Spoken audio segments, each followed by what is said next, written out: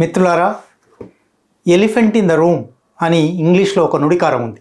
అంటే అర్థం అందరికీ కనబడేదే, ఎదురుగా ఉన్నదే, కానీ దాని గురించి మాట్లాడకుండా ఉంటారు, ఏమీ లేనట్టే ఉంటారు. ఎలిఫెంట్ ఇన్ ద రూమ్ అనే నుడికారం ఇవాళ భారతదేశంలో, భారత రాజకీయాలలో, ఎన్నికల రాజకీయాలలో ఎలక్టరల్ బాండ్స్కు సంపూర్ణంగా వర్తిస్తుంది. అది ఒక ఏనుగులాగా గదిలో ఉంది, కానీ దాని మీద రాజకీయ పార్టీలు మాట్లాడడం లేదు, రాజ్యాంగ సంస్థలు, వ్యవస్థలు మాట్లాడడం లేదు, ప్రధాన స్రవంతి పత్రికలన్నీ మాట్లాడడం లేదు. ప్రధాన స్రవంతి పత్రికలలో ఒక్క హిందూ మాత్రం స్వతంత్ర పరిశోధకులతో కలిసి వరుసగా కథనాలు ప్రచురిస్తూ ఉన్నది. హిందూ మినహా మిగిలిన ఏ ప్రధాన స్రవంతి పత్రిక, ప్రత్యేకంగా వాణిజ్య పత్రికలు ఎలక్టరల్ బాండ్స్లో జరిగిన అవినీతి అనేది లేనట్టు ప్రవర్తిస్తున్నాయి. ఇటువంటి సందర్భంలో కేవలం ప్రత్యామ్నాయ social media channels, the wire కావచ్చు, స్క్రోల్ కావచ్చు, ది రిపోర్టర్స్ కలెక్టివ్ కావచ్చు, అటువంటివి ఎలక్టరల్ బాండ్స్ కుంభకోణంలో ఏమేమి జరిగాయి, ఇది తవ్వుతూ పోతే ఎన్ని అక్రమాల పుట్టలున్నాయి అని బయటపెడుతూ ఉన్నారు. మన ఛానల్లో కూడా ఇప్పటికీ 3-4 వీడియోలు చేసి ఉన్నాము. నిజానికి వందలాది కుంభకోణాలు, వందలాది అవినీతి కార్యక్రమాలు ఇందులో జరిగాయి. ఇవాళ ఒక 3 గురించి మాత్రం మాట్లాడుకుందాం. మొట్టమొదటిది, మొత్తం 1300 కంపెనీలు ఉన్నాయి, లేదా కొన్ని వ్యక్తుల సమూహాలు కూడా ఉన్నాయి. ఇందులో ఒక 300-400 కంపెనీలు భారతీయ జనతా పార్టీకి అతి ఎక్కువ విరాళాలు ఇచ్చాయి. ఈ 300 కంపెనీలలో 45 కంపెనీలకు అసలు వాటికి నిధులు ఎక్కడి నుంచి వచ్చాయి అనేది తెలియని ఒక పరిస్థితి ఉంది. సస్పెక్ట్ ఫండ్స్ అంటారు, సస్పెక్ట్ సోర్స్ ఆఫ్ ఫండ్స్ అంటారు. ఇట్లా ఇచ్చిన 45 కంపెనీల మొత్తం విరాళాలు 1432 కోట్ల రూపాయలు. ఈ 1432 కోట్ల రూపాయల్లో 1068 కోట్ల రూపాయలు కేవలం భారతీయ జనతా పార్టీకి మాత్రమే ఇచ్చారు. ఈ 45 కంపెనీల వివరాలు తవ్వుతూ పోతే చాలా ఆశ్చర్యకరమైన విషయాలు బయటపడ్డాయి.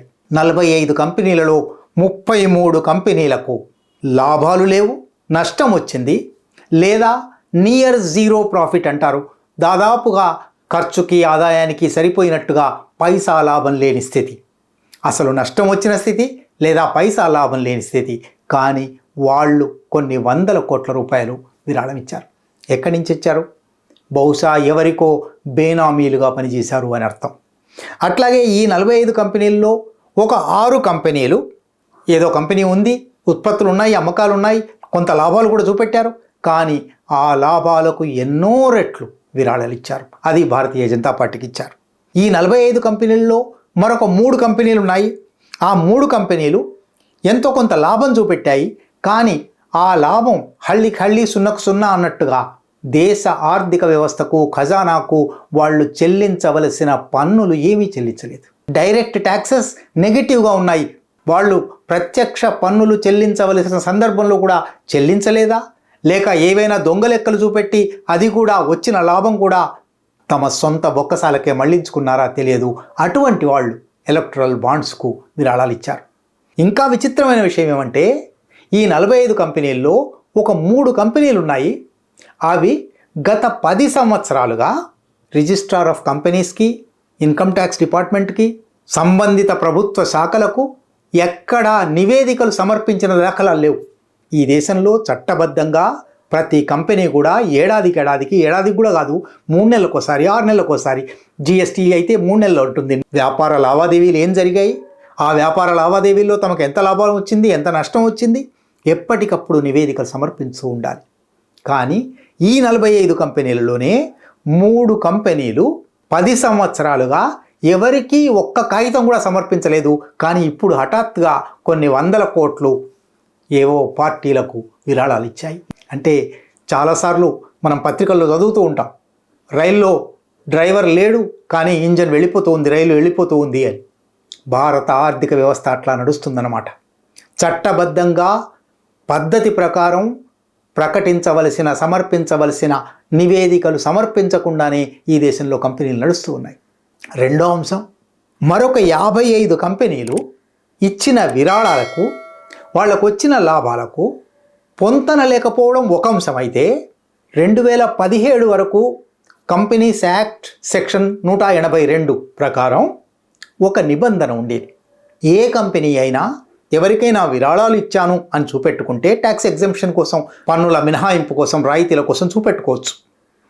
ఈ సెక్షన్ 182 ఏం చెప్తుందంటే, గత 3 సంవత్సరాల లాభాల సగటు లెక్కవేసి అందులో 7.5% కన్నా ఎక్కువ విరాళం ఇవ్వకూడదు అని చెప్తుంది.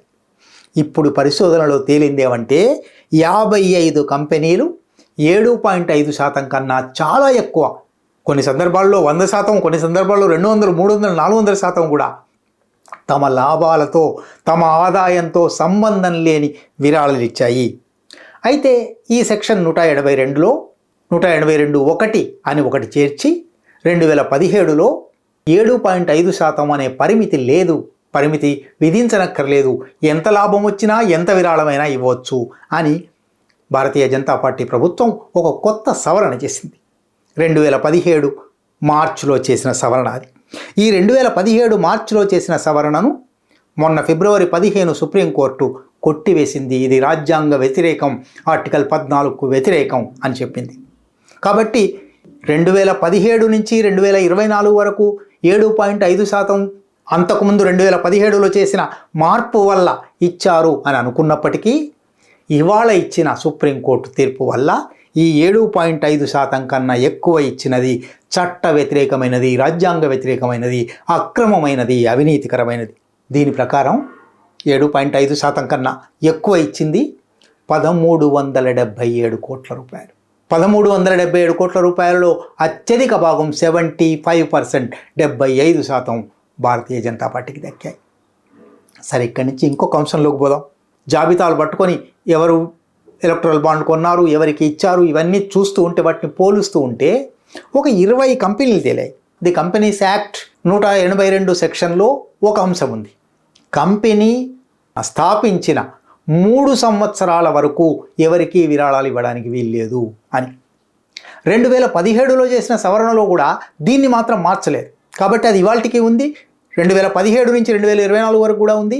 ఒక కంపెనీ పెట్టిన తర్వాత 3 సంవత్సరాల వరకు లాభం వచ్చినా రాకపోయినా దాంతో నిమిత్తం లేకుండా ఎవరికి విరాళాలు ఇవ్వకూడదు. కానీ ఇప్పుడు తవ్వితే తెలిసిందేమంటే 20 కంపెనీలు 3 సంవత్సరాల లోపే పెట్టిన నెలలో కంపెనీ పెట్టారు, కంపెనీ రిజిస్ట్రార్ ఆఫ్ కంపెనీస్ దగ్గర రిజిస్టర్ చేశారు, నెల గడిచింది, విరాళాలు కొన్నారు. ఎక్కడి నుంచి వచ్చే డబ్బులు? ఈ 20 కంపెనీల్లో వేరు రకాలుగా ఒక 3 కంపెనీలు 3 నెలలు, ఒక 6 కంపెనీలు 5 నెలలు ఇట్లా ఉన్నాయి. మొత్తానికి 20 కంపెనీలు చట్ట వ్యతిరేకమైన 3 సంవత్సరాలు దాటే వరకు విరాళాలు ఇవ్వకూడదు అనే నిబంధనకు భిన్నంగా విరాళాలు ఇచ్చాయి. అట్లా ఇచ్చిన విరాళాలు 103 కోట్ల రూపాయలు. ఈ 103 కోట్ల రూపాయలలో భారతీయ జనతా పార్టీకి 26 కోట్లు దక్కాయి, భారత రాష్ట్ర సమితికి 31 కోట్ల 50 లక్షలు దక్కాయి. ఈ కంపెనీలు బహుశా విరాళాలు ఇవ్వడం కోసమే పుట్టాయి, వేరే ఇంకో పని చేయడానికి కాదు, పారిశ్రామిక వ్యవహారాలు కాదు, వ్యాపారాలు కాదు. ఇందులో ఇంకా విచిత్రమైంది, మనం తెలుసుకోవాల్సింది, తెలుగు వాళ్లకు ఆసక్తికరమైనది, చట్ట వ్యతిరేకంగా పుట్టిన వెంటనే విరాళాలు, ఏ ఆదాయం లేకుండా విరాళాలు, ఏ ఉత్పత్తి లేకుండా విరాళాలు ఇచ్చిన 20 కంపెనీలలో 12 హైదరాబాద్కు చెందినవి, హైదరాబాద్లో రిజిస్టర్ అయినవి. మొత్తం 103 కోట్లలో 37.5 కోట్లు హైదరాబాద్ కంపెనీలు మాత్రమే ఇచ్చాయి. అందులో 31 కోట్లు బీఆర్ఎస్కి ఇచ్చాయి. 75% బీఆర్ఎస్కి దక్కింది. 20 కంపెనీలు మొత్తం, దాంట్లో 12 కంపెనీలు హైదరాబాద్వి, దాంట్లో 8 కంపెనీలు కేవలం బీఆర్ఎస్కు మాత్రమే విరాళాలు ఇచ్చాయి, ఇంకా ఎవరికి ఇవ్వలేదు. ఇది తవ్వుతూ పోతే నిజానికి ఎన్ని అక్రమాల పుట్టలు బయటపడతాయో అర్థం కావడం లేదు. ఆలోచించవలసిన విషయం ఇంకొకటి ఉంది. ఈ అక్రమాలన్నీ ఎలక్ట్రల్ బాండ్స్కు సంబంధించినవి మాత్రమే. ఎలక్ట్రల్ బాండ్స్కు దాటి ఇంకా ఎక్కువ అక్రమాలు, అవినీతి జరగలేదా? తప్పకుండా జరిగింది. ఒక్క ఉదాహరణ చెప్పుకుందాం. ఎందుకని మనం ఇప్పటికీ 3-4 ఎలక్ట్రల్ బాండ్స్ మీద చేసిన వీడియోలలో ఈ మాట పదే చెప్పుకున్నాం. ఎలక్ట్రల్ బాండ్స్ కుంభకోణం టిప్ ఆఫ్ ది ఐస్బర్గ్. మనకు కనబడుతున్నది టిప్, అది మాత్రమే కాకుండా ఎలక్ట్రల్ బాండ్స్ కాకుండా చాలా ఉన్నాయి. ఒక్క ఉదాహరణ చెప్పాలంటే, భారతీయ జనతా పార్టీ 2019 మే ఎన్నికలలో స్వతంత్ర సంస్థలు పరిశోధించింది, వాళ్ళు అధికారికంగా లెక్కలు చూపెట్టింది. 27,000 కోట్ల రూపాయలు 27,000 కోట్ల రూపాయలు ఖర్చు పెట్టి భారతీయ జనతా పార్టీ 2019 ఎన్నికల్లో గెలిచింది. కానీ 2018 నుంచి 2019 వరకు 2018 జనవరి 2న ఎలక్టరల్ బాండ్స్ మొదలయ్యాయి. 2019 మే వరకు ఎన్నికల వరకు ఎలక్టరల్ బాండ్స్ ద్వారా భారతీయ జనతా పార్టీ సంపాదించిన సొమ్ము 4,000 కోట్ల రూపాయలు మాత్రమే. మిగిలిన 23,000 కోట్లు ఎవరిచ్చారు? ఎక్కడి నుంచి వచ్చాయి? ఎట్లా ఖర్చు పెట్టారు? తవ్వవలసిన అక్రమాల పుట్టలు మరెన్నో ఉన్నాయి.